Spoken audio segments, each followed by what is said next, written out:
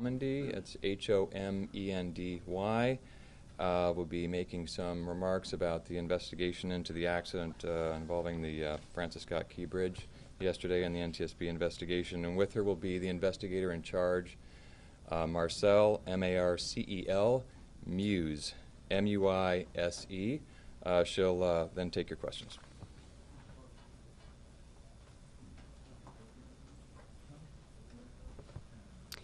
Thank you for joining us. Again, my name is Jennifer Homendy, and I'm the chair of the National Transportation Safety Board. With me today is one of our newest board members, Alvin Brown. Member Alvin Brown this is his training launch, and we have our investigator in charge, who we call the IIC, Marcel Muse. As I mentioned, we arrived on scene yesterday at about 6 a.m., but the team came in from across the country throughout the day. It was really a day to get our bearings. We set up our family assistance program and also began to develop our investigative plan and request documents that we need in order to conduct our investigation. Today is really the first full investigative day on scene. We were able to board the vessel. I boarded the vessel around noon along with our marine safety team and our highway safety team, and I can talk about that in just a bit. But I want to take a moment before I discuss some of the factual information we've been able to identify and speak to the families. On behalf of the National Transportation Safety Board, I just want to extend our deepest condolences. You are in our thoughts and prayers as the days, months, years ahead go forward. Certainly, we are focused on you. Our entire mission is to save lives, and our aim is to prevent this from reoccurring, and we are so very sorry for all that you are going through. It's unimaginable, and truly we think about you throughout this investigation. So as I mentioned yesterday, for those who may not be familiar, the National Transportation Safety Board is an independent federal agency.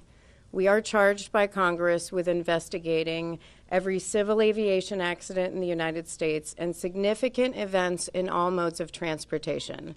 That includes bridge collapses, and it includes marine accidents and incidents.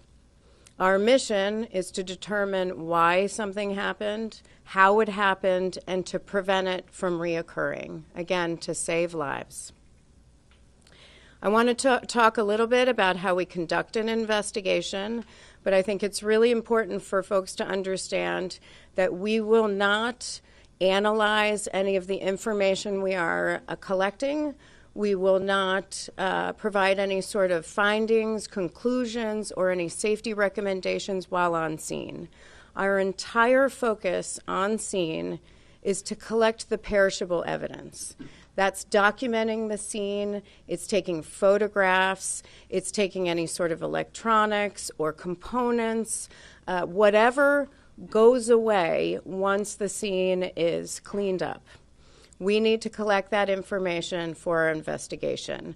When it comes to digging through inspections, maintenance records, that can be done when we leave. Right now it's focused on the scene itself. So to conduct our investigation, we work with parties to the investigation. Parties to the investigation provide us technical information. This is factual information that we use as part of our fact-finding. So if we need bridge inspection data, we would ask, say, the Federal Highway Administration or information about Coast Guard inspections, we would ask the Coast Guard. So parties to the investigation are the United States Coast Guard, Maryland Transportation Authority, the Association of Maryland Pilots, and we've invited Grace Ocean Private Limited, and Synergy Marine Private Limited. Grace Ocean is the owner of the vessel, and Synergy is the operator of the vessel. Again, these parties are part of the fact-finding.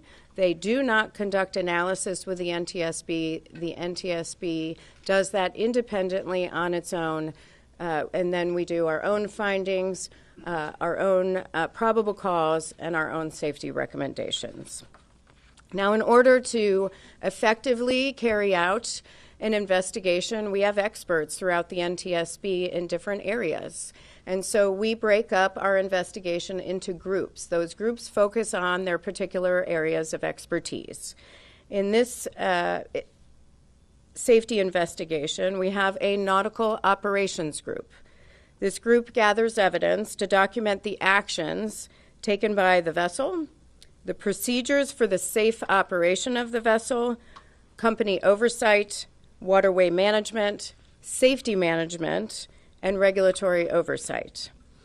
That group would and has collected and has asked for information on, say, duty records, licensing, training.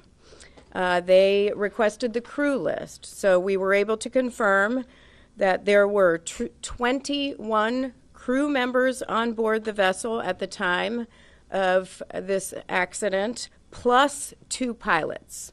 That's 21 crew members plus 2 pilots for a total of 23 individuals on board the vessel at the time of the accident. They also were able to obtain the cargo manifest. Now, the cargo manifest, we did bring in one of NTSB's senior hazmat investigators today to begin to look at the cargo and the cargo manifest. He was able to identify 56 containers of hazardous materials. That's 764 tons of hazardous materials, mostly corrosives, flammables, and some miscellaneous hazardous materials, Class 9 hazardous materials, which would include lithium-ion batteries. Some of the hazmat containers were breached. We have seen sheen on the waterway. The federal, state, and local authorities are aware of that, and they will be in charge of addressing those issues. But the NTSB, as part of our safety investigation, documents that type of release, documents the damage, and documents the type of materials involved as part of our investigation. We also have an engineering group which gathers evidence to document the design and operation of engineering systems, including the vessel propulsion, steering, and power. The operations and engineering group was able to board the vessel last night, and they did a walkthrough of the vessel, including the bridge and the engine room. They were looking for other electronic components, any sort of downloadable recorders, any sort of cameras, any sort of CCTV. They did not find any of those things, but that search continues. They've also requested a number of documents, including maintenance and inspection history, and are, as we speak, conducting interviews on board the vessel. Those interviews began at 1 p.m. this afternoon, and those are with the crew members on board the vessel. And then again, I mentioned we did board again today at 1 o'clock. That was pretty much the entire team, me, plus Office of Highway Safety, Office of Marine Safety, Member Brown, and looked at the damage. We were able to take a look at pier protection. We looked at some of the damage to the containers and certainly the bridge structure. Now we have a recorders group, which is responsible for locating, retrieving, and downloading any recorder or recorded information that may relate to the accident. We do have the voyage data recorder. They worked on that all day to validate that information. They also have a printout of the alarms. That's the log. They still have to go back and look at that and validate that information at a later time. In addition to that, our survival factors group interviewed or discussed with the Maryland Transportation Authority Police the timeline of events that occurred around the time of the bridge strike. Though that two sets of information we're putting together in a timeline that we will release through our social media channels. But for right now, I'm going to ask Marcel to go through the voyage data recorder information that we have to share with you, as well as some of the information that we gathered from the police. Thank you, Chair. Information from the Dolly's voyage data recorder, or what we call a VDR, was successfully recovered on the morning of the accident by the U.S. Coast Guard. It was provided to the NTSB upon our arrival. Approximately 6 hours of VDR data was provided to the NTSB. The recording included the time period from midnight to 6 a.m. By regulation, the VDR is required to record 30 days of history, and the NTSB is continuing to obtain more data. The times expressed below, as recorded by the VDR and converted to local Eastern Daylight Time. All information is preliminary and subject to final validation. The VDR data is comprised of audio from the ship's bridge, as well as recordings from the ship's VHF or very high frequency radios. The quality of that audio varies widely because of the high levels of background noise and alarms. Additional analysis will be performed at the NTSB's lab to filter out the audio and improve its quality. Additionally, the VDR recorded limited sensor data. An example of that data recorded includes the ship's speed, engine RPM, ship's heading, and rudder angle, as well as some alarm information. NTSB engineers are working to identify and validate all of that data. The VDR recorded the ship's departure from Seagirt Marine Terminal at approximately 12:39. It recorded the ship's transit outbound in the Fort McHenry Channel and the striking of the Francis Scott Key Bridge. By 1:07, the ship had entered the channel, and by 1:24, the ship was underway on a true heading of approximately 141 in the Fort McHenry Channel at a speed of over ground of approximately 8 knots, or 9.2 miles per hour. At 01:24 and 59 seconds, numerous audible alarms were recorded on the ship's bridge audio. About the same time, VDR sensor data ceased recording. However, the VDR audio continued to record using the redundant power source.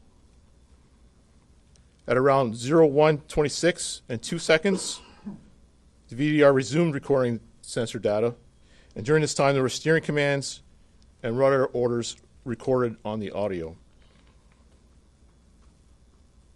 At around 01:26 and 39 seconds, the ship's pilot made a general VHF radio call for tugs in the vicinity to assist. About this time, the Pilot Association dispatcher phoned the MDTA duty officer regarding the blackout. Around 01:27 and 4 seconds, the pilot ordered the Dally to drop the port anchor and ordered additional steering commands. Around 1:27 and 25 seconds, the pilot issued a radio call over the VHF radio, reporting that the Dally had lost all power and was approaching the bridge. Around this time, MDTA data shows the following also occurred. Their duty officer radioed 2 of their units that were already on scene due to construction on the bridge, 1 on each side of the bridge, and ordered them to close traffic on the bridge. All lanes were then shut down by MDTA. Around 01:29, the ship's speed over ground was recorded at just under 7 knots, or 8 miles per hour. From this moment until approximately 1:29 and 33 seconds, the VDR audio recorded sounds consistent with the collision of the bridge. Additionally, around this time, MDTA dash cameras show the bridge lights extinguishing. Additional analysis of the VDR audio and comparison with other time sources will be needed to determine the exact time of contact between the dolly and the bridge. At 1:29 and 39 seconds, the pilot reported the bridge down over the VHF radio to the Coast Guard.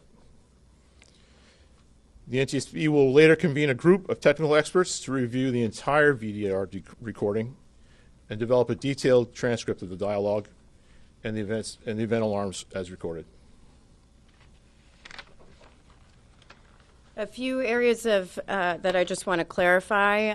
The data that we received from the Coast Guard, which was they were able to obtain on the bridge by downloading the information from the VDR from midnight to 6 a.m. That's a standard time frame. They provide that immediately, so we can see that time frame around when the accident or incident occurred, knowing that we can go back and get the rest, that there should be 30 days there. So this is the immediate information that they give us, but it's not, I don't want anyone to think anything was being held back. That's very standard information. I do want to thank the Coast Guard for that because that was pretty immediate. It was done right away, and then they provided us with a thumb drive that we were able to evaluate back at our lab at headquarters. And I'm sure you will have questions on that. I do want to also say I've seen a lot of comparison between the VDR and CVRs and FDRs, or black boxes on commercial airliners. This is really a basic system. An FDR would give you 1,000 parameters. That's not this. VDR is basic. It is a snapshot of the major systems on a vessel, and we have long wanted more recording, more parameters to be recorded on a VDR, so that's hopefully something that we can provide. And happy to answer more questions about that timeline. But before I do, I want to continue with what our team has done. Our survival factors group, their whole role is to examine the response. And so they were able to obtain dispatch logs from the Maryland Transportation Authority, the Baltimore County Fire Department, the Baltimore City Fire Department, to begin to put together a timeline. And they will be conducting interviews tomorrow, including with a few people in the bridge area. Now, we also have from our Office of Highway Safety a bridge structures group. Many know that the bridge was built in 1976. It has 3 spans. The main span is 1,200 feet. The entire bridge is 9,090 feet in length.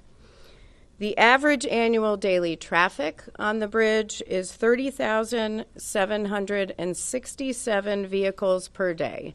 30,767 vehicles per day. The bridge is fracture critical. It's a fracture critical bridge. What that means is if a member fails, that would likely cause a portion of or the entire bridge to collapse. There's no redundancy. The preferred method for building bridges today is that there is redundancy built in, whether that's transmitting loads to another member or some sort of structural redundancy. This bridge did not have redundancy. There are 17,468 fracture critical bridges in the United States out of 615,000 bridges total, and that comes from the Federal Highway Administration. This bridge was in satisfactory condition. The last fracture critical inspection was in May 2023. We have not been able to go through that inspection and all the documents, but that will occur after we leave the on-scene portion. But we've also requested all fracture critical, routine, and underwater inspections of the bridge over the last decade. Once we receive that, we will begin to go through all of those documents. We've also requested information on peer protection on all MDTA, that's Maryland Transportation Authority, owned bridges. They have 4 bridges where they would have information on peer protection, and we are looking at that. Our family assistance team continues to do their work and outreach to the families. They provide them with assistance immediately on scene, connect them with the resources that they need, but then we continue to work with the families throughout the course of the investigation, leading up to the board meeting and many times for many years thereafter, where many work to get our safety recommendations implemented to improve safety. So with that, again, when it comes to analysis of any of the inspection records or the records that we are requesting, that's going to take place later. Right now, we are focused on obtaining information, getting the perishable evidence, conducting the interviews. So I will take questions, but I will call on you, and one question at a time. Please provide your name and affiliation. Scott Thuman from ABC 7 News in Washington, D.C. Question about your work here and the efforts you have to make for the recovery that you're trying to get regarding information, things that are perishable, and all the challenges on top of that with the girders, the metal in the water, the difficulty of having a ship with hazardous materials. What can you compare this effort to in other scenarios you've dealt with in the past? I mean, it's a massive undertaking for an investigation. It's a it's a very tragic event. It's multimodal. There is a lot of information we need to collect, a lot that we need to analyze, many interviews, many different components to the investigation. But this is not new for the NTSB. We've conducted other investigations of bridge strikes, bridge collapses. We have an amazing team of individuals who are focused on very specific areas of expertise, and so I have no doubt that we will be able to pull this together in hopefully 12 to 24 months. With that said, we will not hesitate again to issue urgent safety recommendations before that time if we need to. Pete. You said that there was limited sensor data from the voyage data recorder, engine RPM, heading, rudder angle, and alarm information. How upsetting is that to you, knowing that there were not more parameters recorded? So this is a newer, the question is the parameters on the VDR and the limited information that voyage data recorders provide.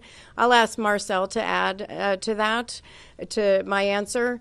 This was a newer model, so it did have additional features, but it is very basic compared to, say, a flight data recorder where we would have 1,000 parameters. So it would be good to have that information, key to have that information for an investigation. I think Marcel can provide additional information on what might be missing. So this is a voyage data recorder. It's not a ship-wide system recorder. So most of the sensors that are being recorded are from the bridge. So things like GPS, the audio, rudder feedback, rudder commands are recorded on there, but not engineering, the temperature of each cylinder, power distribution sensors. Those things are not recorded on a voyage data recorder. And we're looking for other sources of data in the engine room that would give us that data. The VDR also does record snapshots of the radar and the electronic chart. We do have that. I just have one tiny follow-up, which is, would that have been able to tell what the source of the power outage on board the ship was? We'd have to determine that as part of our analysis in this investigation. Too early to tell. Bill Yakubuski here from WBAL in Baltimore. You said that there were 56 containers of hazardous materials on board that ship. How many of those are in the water, do you know? And what's the timeline to getting those out of the water and the rest of the containers that are sitting on that ship in the Patapsco? Yeah, I did see some containers in the water and some breached significantly on the vessel itself. I don't have an exact number, but it's something that we can provide in an update and certainly in our preliminary report, which should be out in 2 to 4 weeks. The timeline to getting those out of the water? That is not something that the NTSB does as part of our safety investigation, but that is something that I would refer to the federal, state, and local authorities. Yep. Sorry, Tom. May I follow on that question, and particularly on WTOP? Could you characterize the level of concern about this hazardous material leak, the sheen on the water? I mean, should people be concerned about this right now? And is there anything being done to mitigate that? The authorities are aware. It's of the materials themselves, and I would just direct you to them for those sorts of questions. Tom. Madam Chair, could I ask you to give me again the time that the pilot called for the tugs? I didn't get that as quickly as you happened to mention it. And the second of all, when the pilot called for the tugs, confirming the ship had no tugs at all, helping it navigate through the waters before it hit the bridge? That's correct. The tugs help the vessel leave the dock, leave the port, and then get into the main ship channel, and then they leave. Once it's on its way, it's a straight shot through the channel. So there are no tugs with the vessel at that time. So they were calling for tugs. Do you have the time frame? Sure. The pilot made that call at 1:26 and 39 seconds, according to the VTR. Yes. Hey, Danny Yuan from the Washington Post. Two things. One, can you update us on the status of the ship workers? What's the food and water situation like, and how long can they expect to be there? And then two, did the ship have signs of power problems before the Mayday call?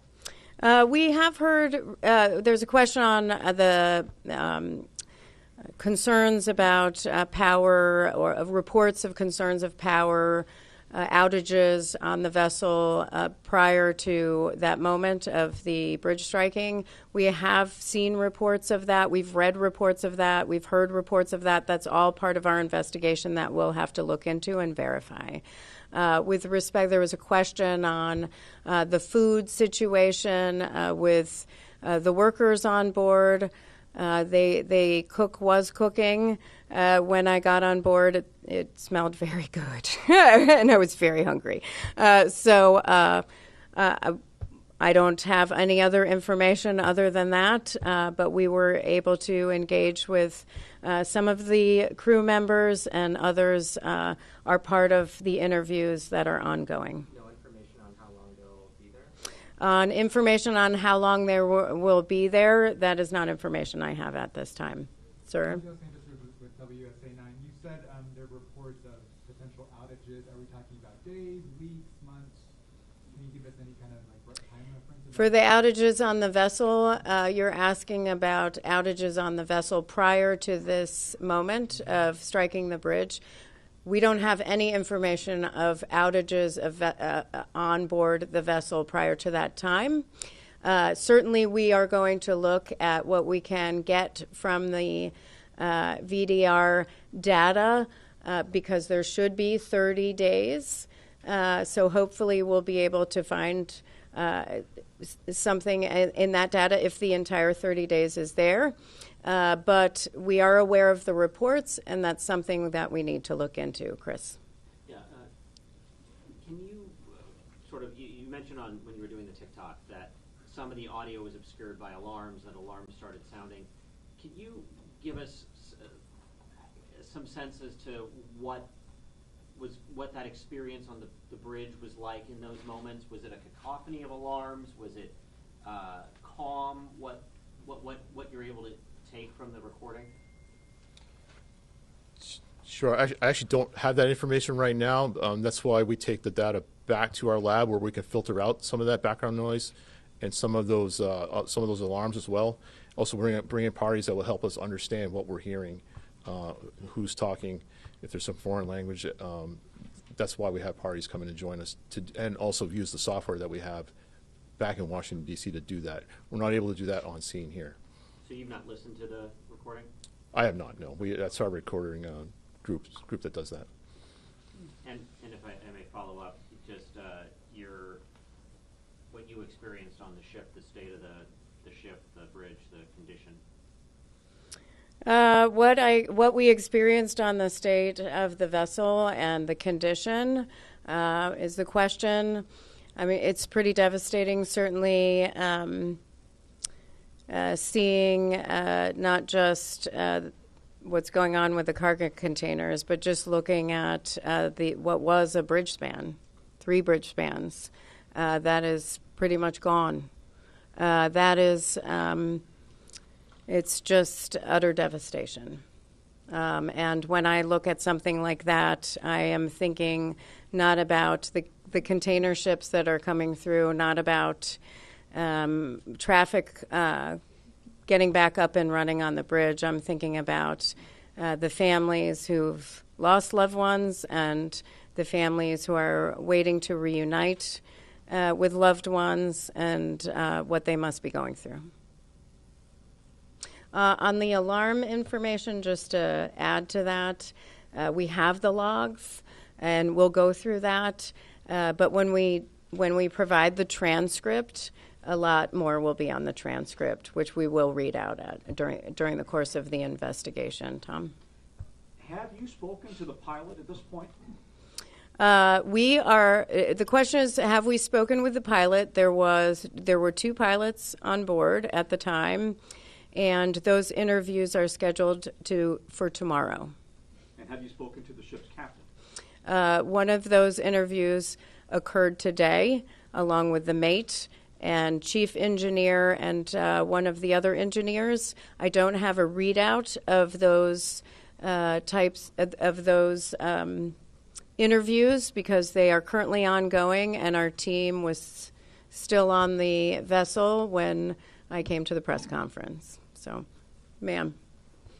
Yep. Kristen Griffith with the Baltimore Banner. I know you said you guys aren't in the analysis phase yet, but can you at least say if you're considering whether the cause of the power loss of the vessel has to do with contaminated diesel fuel?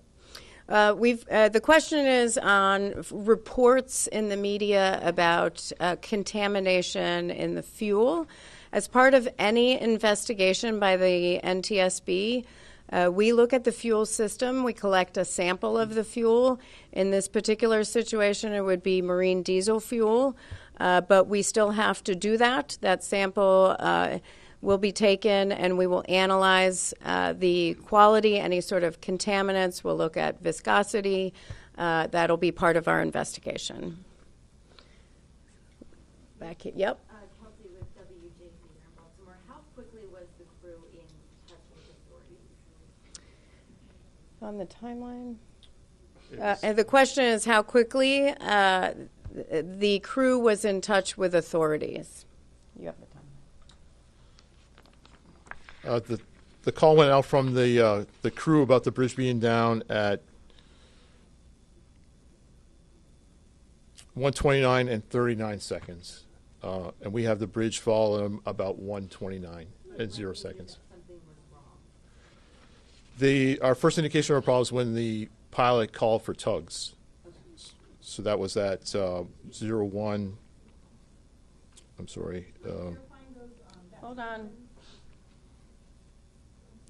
At 01, 26, and 39 seconds is when the pilot called for tugs. That would be the indication.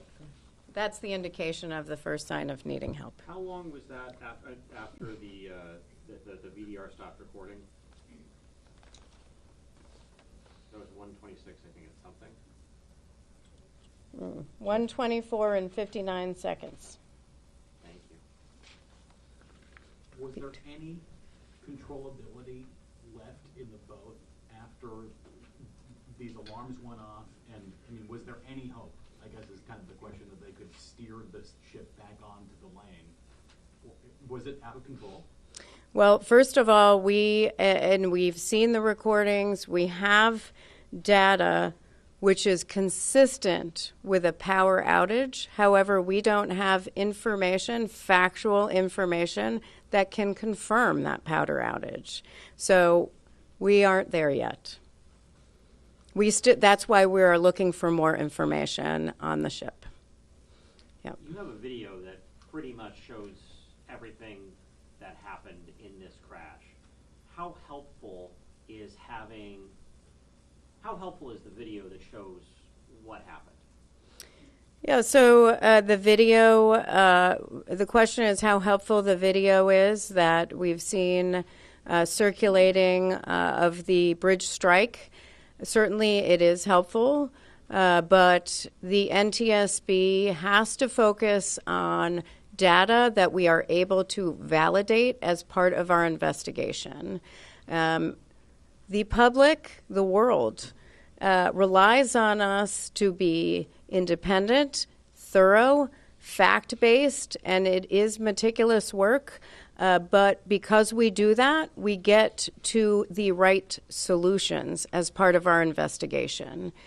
We are very careful not to jump to conclusions, to speculate, and so it's helpful to have. But what's really helpful is the information that we are able to validate, and that takes time, and that will lead us to the findings, probable cause, and safety recommendations that we'll issue. Yes? Kyrie Stewart, WBAL. Can you tell me exactly the kinds of hazardous material that were in the containers that were breached and how much spilled, approximately how much has been spilled into the waterway? The question is the types of hazardous materials that were breached. The information I have right now of the containers of hazardous materials, the total of 56 containers, were those contents. On what was in the actual breached containers, we'll have to provide you more information on that. But in total, it was a number of corrosives, a number of flammable materials, and we have some miscellaneous. They fall under what is Class 9, which is miscellaneous hazardous materials, which is where the lithium-ion batteries would be. How big the spill is? How big that, how much is, approximately how much is in the waterway right now? The question is how much would be in the waterway, how big the spill would be. First of all, we have to get to some of those containers. It's a pretty dangerous situation in that area, and we can't go in there. I doubt any other federal authorities right now could go to see how much is left in the containers themselves. Last question. Beatrice Peterson, ABC News. I'm just curious, has the ship regained power, and if the bridge wasn't destroyed, would the ship be able to move? That's a lot of assumptions. For the NTSB, we don't speculate. We don't make assumptions on the what ifs. Right now, we are just focused on the facts and on what occurred in this accident to determine what happened to prevent it from reoccurring. And can you talk to me a little bit more about the safety challenges? Earlier today, Governor Moore said that they had to suspend the recovery mission because it was unsafe for the divers to swim. I was just wondering, are there any other challenges you guys are facing outside of the hazardous materials? The question is on the challenges for our team. There's certainly a number of challenges. Today it was raining. I will say what it requires to go to the vessel. The MD TA police took us on a smaller vessel out to the container ship, and we are going up a Jacob's ladder outside of the vessel, all of us. Once we get up there is a lot to traverse. It's raining. It's slippery. Of course, we have the hazardous materials. We have containers that are open. We certainly have structural damage everywhere. So we have to make sure that we have our safety gear. that we are focused on holding both handrails at the same time and being safe. In wet conditions, and it's cold. That can be very difficult, and so safety is a top priority. Certainly for us, it's a value for the NTSB, but it is very difficult. And I'll say, just being out there when the Baltimore City and Baltimore County Police today, who were doing a lot of the work on the recovery mission, I mean, it's cold. It's cold water. It's raining.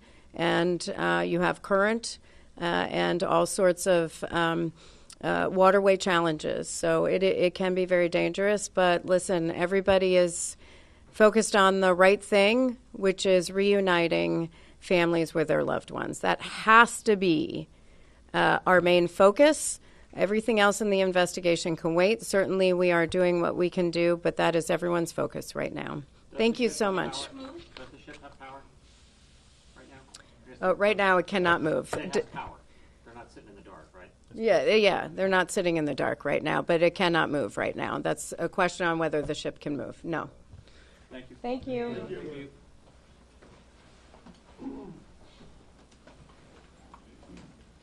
So the chair said that we're going to put that on social media, all those numbers that you read off. We'll tweet it out. Yeah, so I'll tweet that out shortly.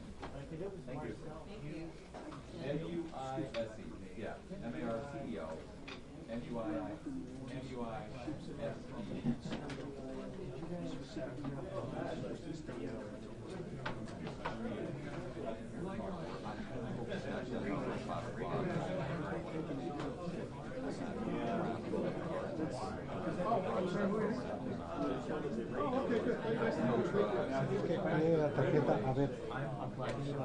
Yes, I'm editing stuff right now to get back.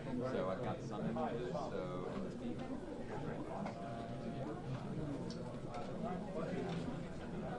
I hope that's